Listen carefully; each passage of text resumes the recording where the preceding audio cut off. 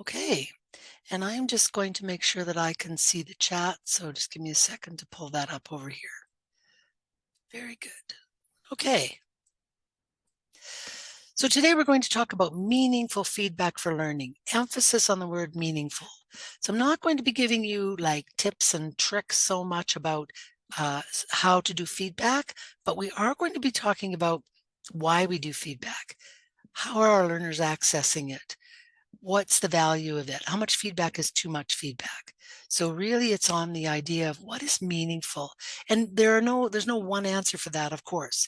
You will be answering that as we go along in this presentation. I want you to be thinking about that. And ultimately it's really for every instructor to determine what that is for them and for their learners. So I've been starting with this bridge in because that's my little great niece Carter. I mean, do you get cuter than that?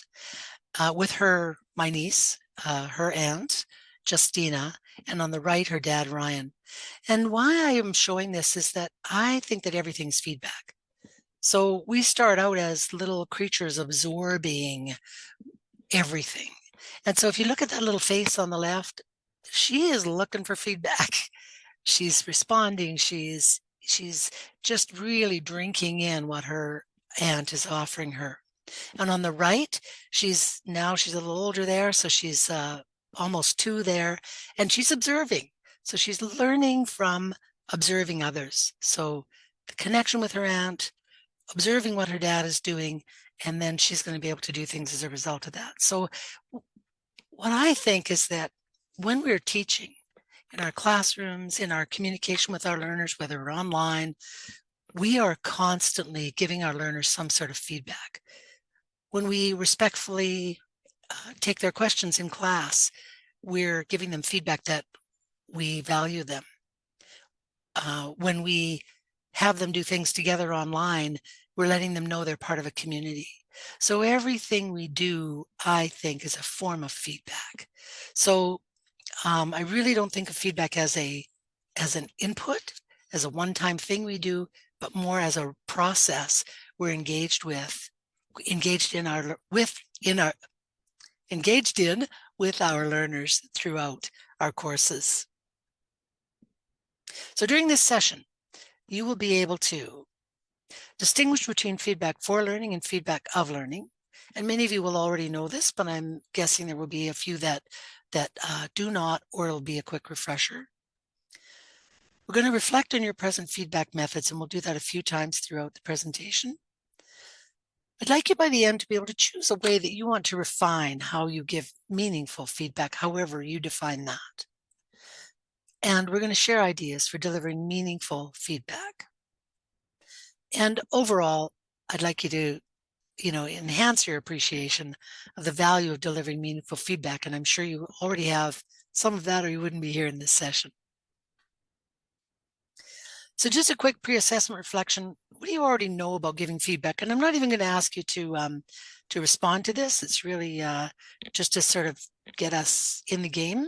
But, have you formally learned how to give feedback? For example, are you trained as a coach, or have you got formal training in that? And what have you learned over the years about giving feedback? So just bringing that forward with you into this presentation, I really want you to build on what you already know. If you think about it, in this room, we have got hundreds of years of teaching experience. So please bring that forward, and knowing that today we're going to be focusing on enhancing how we give meaningful feedback to learners in post-secondary education, but we bring in all these experiences of giving feedback elsewhere as well.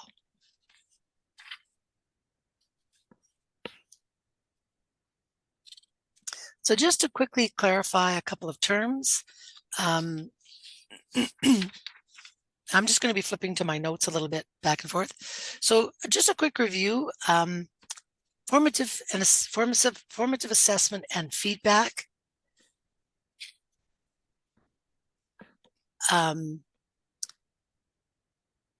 Is feedback for learning. So I borrowed from the idea of formative assessment and applied it to feedback. So it's feedback for learning. So it's feedback we give as we go along in the semester, and it's feedback that is typically without grades. And it is really for students to look forward to improve what they have done so far. And I really learned over my years in the classroom for a dozen years, I really learned the value of that. Let me give you a quick example. One of the things I used to teach was how to do resumes and cover letters. And I originally started out with a nice big PowerPoint on what does a great resume look like, and did the PowerPoint, and then I'd have them work away on them, and then they'd hand one in and I'd mark it.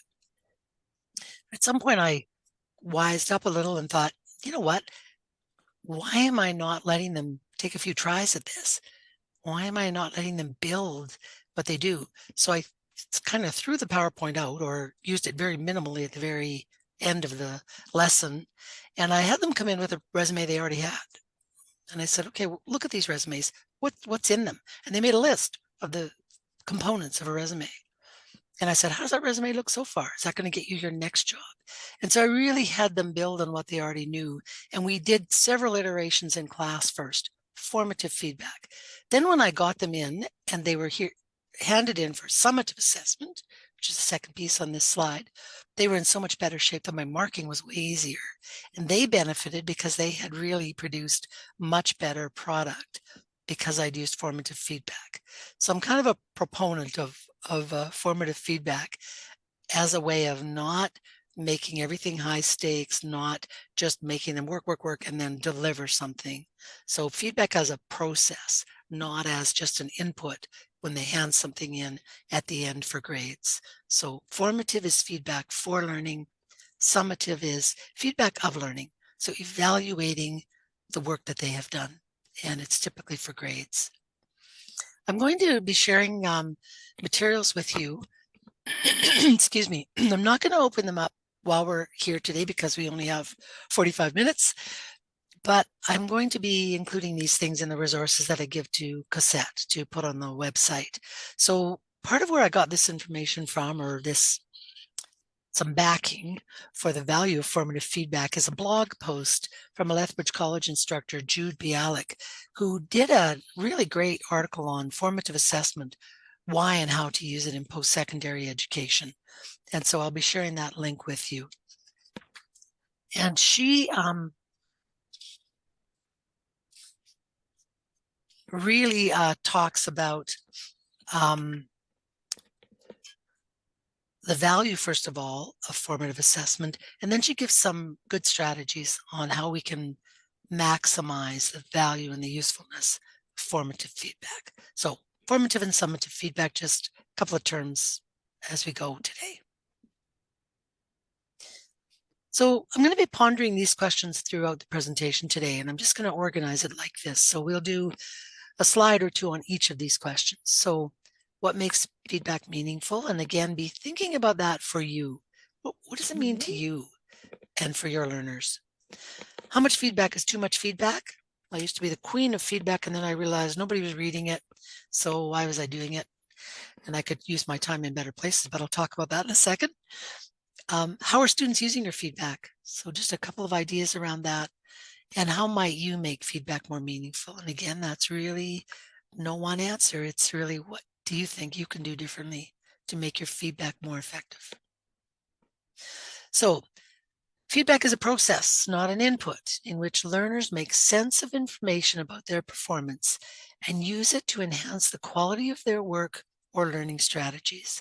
I got this from a presentation by Dr. David Bowd, who presented at the International Federation of National Teaching Fellows in 2021. He is a National 3M Teaching Fellow.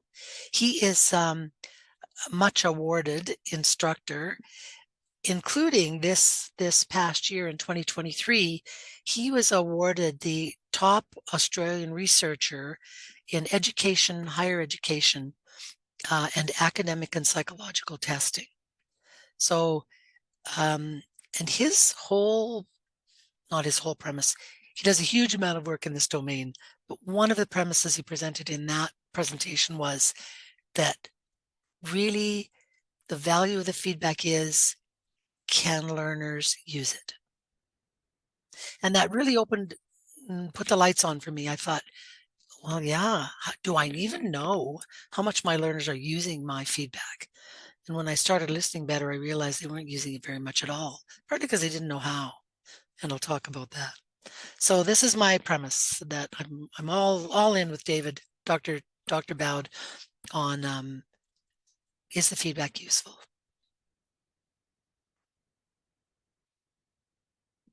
So ask yourself. So just give you just a minute here to think about, are my learners, are your learners using your feedback? And Flora, if you want to put that in the chat, but you can also see it on the screen here. Are your learners using your feedback to make sense of information about their performance and to enhance the quality of their work or learning strategies? And I invite you, it's completely optional, but I invite you, if you have a thought about this, you want to just jot something in the chat, please feel free to do that. And if not, just use it as a question for you to think about yourself. Beginning that process of thinking, how could you enhance? But are your learners now using your feedback? How confident are you that they're using it?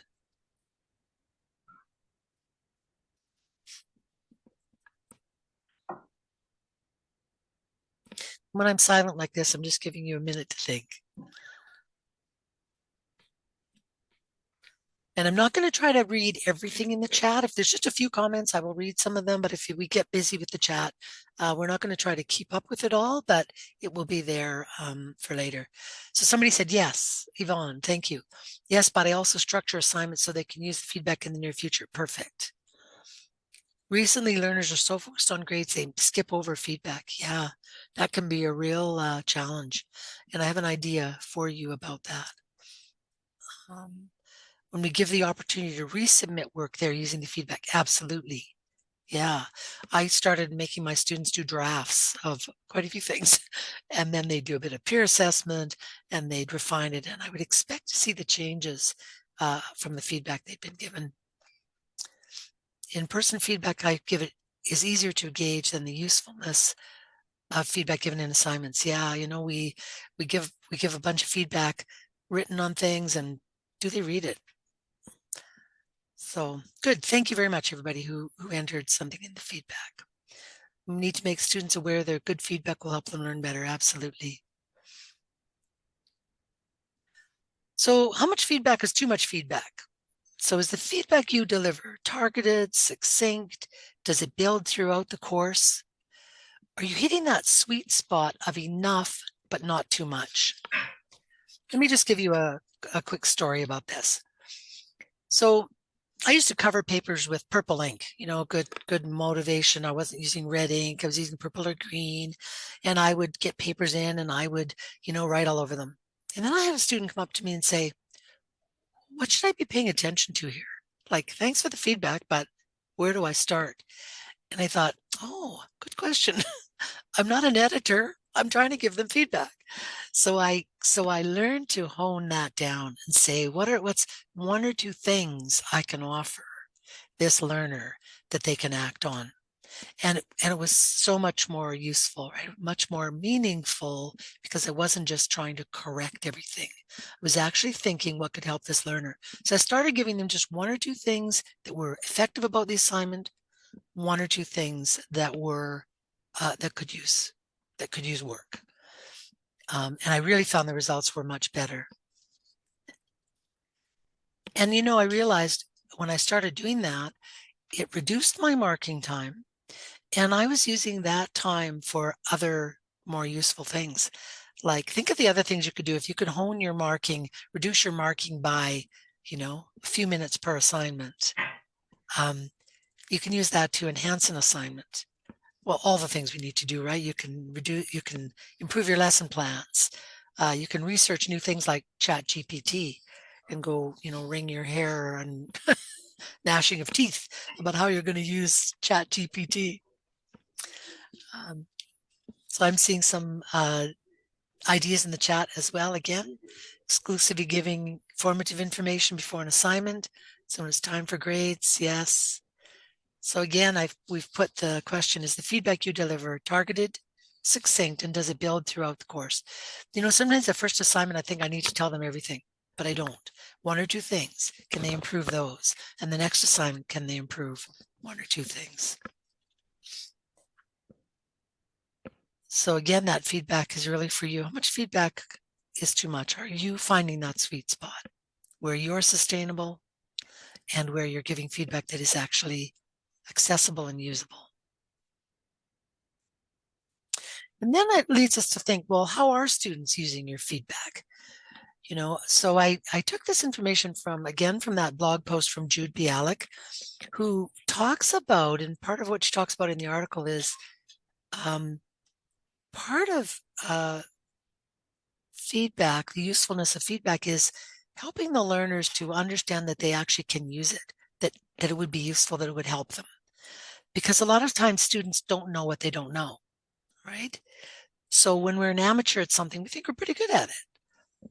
But do we know how much more there is to learn?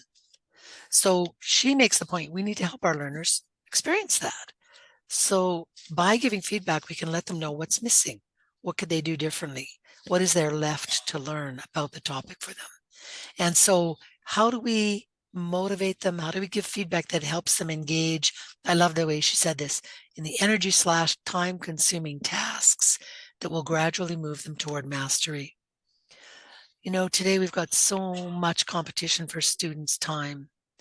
I think we really need to be making the case and really helping our learners see the value of the feedback. And there are lots of ways to do that, but it starts with us thinking we really need to do it. Just checking my notes.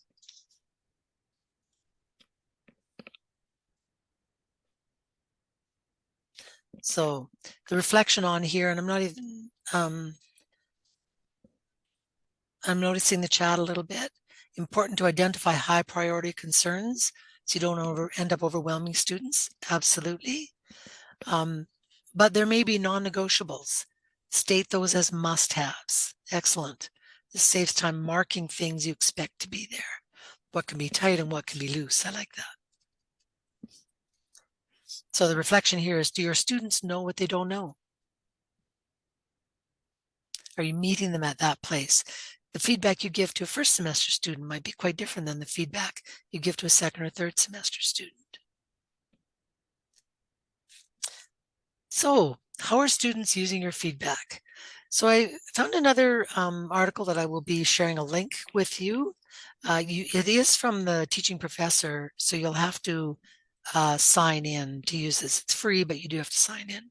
But we'll send you that link in the resources.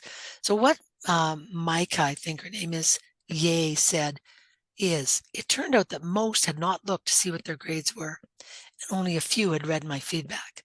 What I most wanted was for students to use that feedback, and it was clear they needed help in figuring out how to do that. So how many of you have had this experience? You mark diligently and you take the assignments back to class if you're physically doing that, or you distribute them, and there's a whole pile of assignments not picked up. So when I was doing class, face-to-face teaching, I would, mark all these reports and I would give them back at the end of the semester. So students would come back that last day and they'd often come back to get their grade. And so we do that and I'd have all the reports there and 10 or 12 of them wouldn't be picked up. And one day I looked at those and I thought, wow, how much time did that represent? That was a lot of work and a lot of time, and all this gorgeous feedback is just wasted. So, again, back to this idea, if the feedback's not being used, what is the value? Is it a good use of your time? Is it helping your learners? Or you give feedback during the semester, you get the draft in, you give them feedback, and then they hand in the second draft and they haven't changed a thing. So again, useful feedback, but is it really if the student hasn't used it to make a difference? So what this person who wrote this article did is she created just a simple form, and it just had 2 columns in it: feedback from instructor and how I plan to address the feedback. So she gave the assignments back to her learners and she said, okay, spend a few minutes in class here, look through your report, find some of that feedback, and then tell me what you're going to do with it. And then she made them hand that in. And so not to mark it again, not to create a whole bunch more work for herself, but they would hand it in with the next iteration. So she could see that they knew how to use it because they thought it through, and then to see, did they use it? So just having your students reflect on what's the value of this feedback and what might I do about it can have value.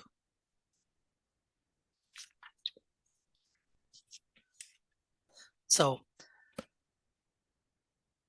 for you, asking yourself, how ready or able are your learners to access, understand, and use your feedback? I also read some feedback that said learners didn't know how to access it. So when this instructor started saying, are you using the feedback? Some of them didn't even know where to find it. So if you're using a learning management system, do they know where it is? Can they access it? I once, you might smile at this, I once gave some feedback to a learner and I had written, quite a bit on his paper. And he came up to me and he said, I don't understand your feedback. And I said, oh, well, tell me what part of it you don't understand. And he said, well, I can't read it. And I said, pardon? He said, I don't read cursive writing. So here I'm writing all over this thing and it's really not useful because he couldn't read it. So are your learners, are they ready and able to access, understand, and use your feedback? And leading farther from that, do they see themselves as active participants in their learning? So again, feel free to enter comments in chat or just think of it for your own mulling.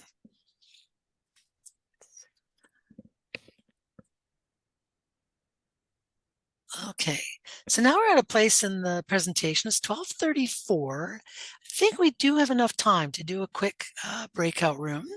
So the question is, so in a few moments, in a minute here, Flora's going to put you in groups of 4.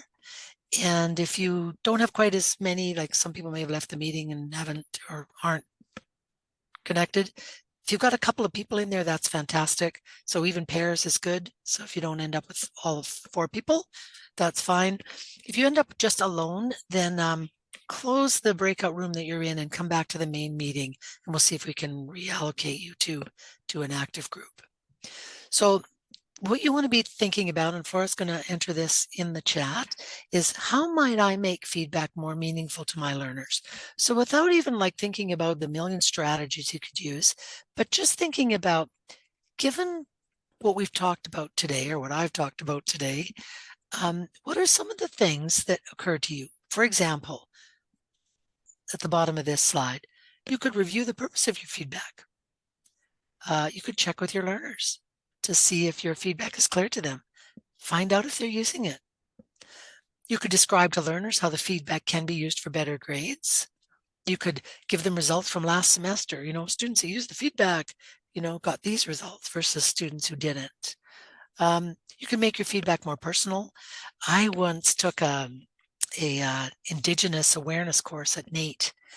And in the first week, I got a short video from an elder saying, nice to meet you. It's wonderful to have you in the course. I'm here for your learning. And I tell you what, I was hooked. I was ready to rock and roll in that course because I had this little snip of personal feedback that said I'm valued and what I do in this course is going to matter. So can you make it more personal? Consider the timing and the amount of your feedback. My time was not well spent creating all that brilliant feedback that was overwhelming my students. So keeping this in mind, how might you make feedback more meaningful? We're going to put you in breakout rooms. So let me just wrap up here. So our goal today was that you would have the opportunity to distinguish between feedback for learning and feedback of learning. You'd be able to reflect on your present feedback methods in the light of the things we talked about, which is how useful is your feedback?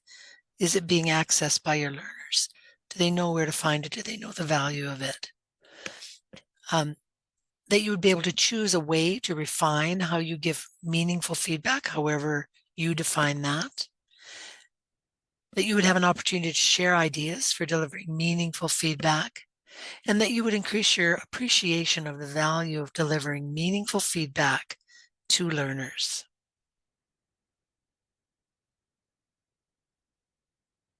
So, and remember my premise at the very beginning here was from Dr. Bowd.